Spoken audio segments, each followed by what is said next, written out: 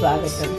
हिंदू जागृती न्यास व श्री घंटाळी देवी संस्थानच्या प्रभाते मनी या कार्यक्रमात डॉक्टर अश्विनी बापटचा सस्नेह नमस्कार. श्री ब्रह्मचैतन्य महाराज गोंदवलेकर प्रवचने. 6 सप्टेंबर. राम करता या भावनेने समाधान मिळते. पहाटेची वेळ खरोखर फार चांगली. यावेळी कोणी मानसपूजा करत असतील तर फारच उत्तम. दुसरे कोणी यावेळी झोपत असतील तर आणखी कोणी मनोराज्यही करत असतील. पहाटेपासून तो रात्रीच्या झोपेपर्यंत, मग तो राजा असो की रंक असो, सर्वांची एकच धडपड चालू असते, ती म्हणजे समाधान मिळवायची. प्रत्येकाला जीवनात समाधानाची ओढ लागलेली असते. वास्तविक खरे समाधान हे कशावरही अवलंबून नाही, ते राम करता ही भावना बाळगल्यानेच मिळू शकते. समाधान मिळवायचे एक अत्यंत सोपे साधन सर्व संतांनी स्वतः अनुभव घेऊन आपल्याला सांगितले आहे, आणि ते म्हणजे नामस्मरण. खरी तहान लागली म्हणजे सहजपणे कोणत्याही नदीचे पाणी प्यायले तरी तहान भागते. त्याचप्रमाणे खरी तळमळ असली म्हणजे सहजपणे नामस्मरण होऊन समाधानाची प्राप्ती होते. पहाटेच्या वेळी केलेला अभ्यास चांगला होतो असे म्हणतात. तेव्हा या नामस्मरणाच्या अभ्यासाला आपण पहाटेपासूनच सुरुवात करूया. काकड आरती झाली म्हणजे देवाचे स्मरण संपवावे असे नाही, किंवा सारखी काकड आरतीच करावी असेही नाही. भगवंताचे अखंड स्मरण आणि भाव पाहिजे, यात सर्व काही आले. मला खात्री आहे तुम्ही आवडीने आणि तळमळीने हा अभ्यास चालू ठेवाल तर राम तुमचे कल्याणच करेल.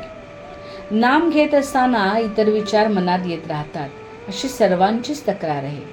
परंतु असे पहा, एखादा मनुष्य रस्त्याने चालला असला की त्याला रस्त्यात कोण भेटावे हे काही त्याच्या हातात नसते. शिवाय त्याला कोणी विचारले की तुला रस्त्यात कोण कोण भेटले, तर तो म्हणतो, माझे लक्षच नव्हते.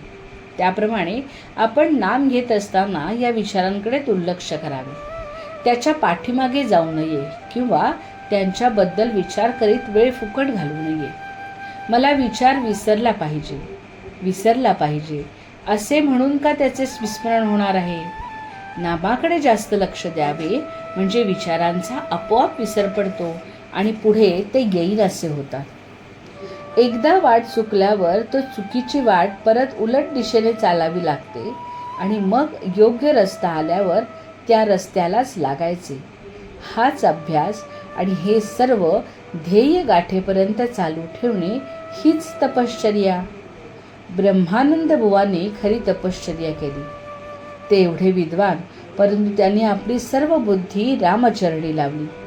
जगातल्या इतर गोष्टींपेक्षा हे केल्याने आपले खचितच कल्याण होईल असे वाटले, म्हणून त्यांनी हा मार्ग पत्करला आणि त्याला सर्वस्वी वाहून घेतले.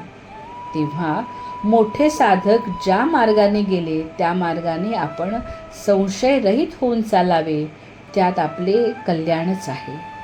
बोधवचन: नामात रहा आणि राम करता ही भावना दृढ करा.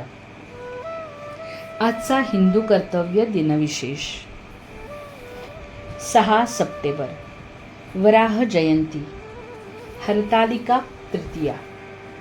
भगवान विष्णूंचा तिसरा अवतार हिरण्याक्ष राक्षसाच्या वधासाठी या दिवशी झाला. वराह प्रतिमाला गंगाजलाने स्नान घालून धूप दीप नैवेद्य चंदनाने आरती करावी.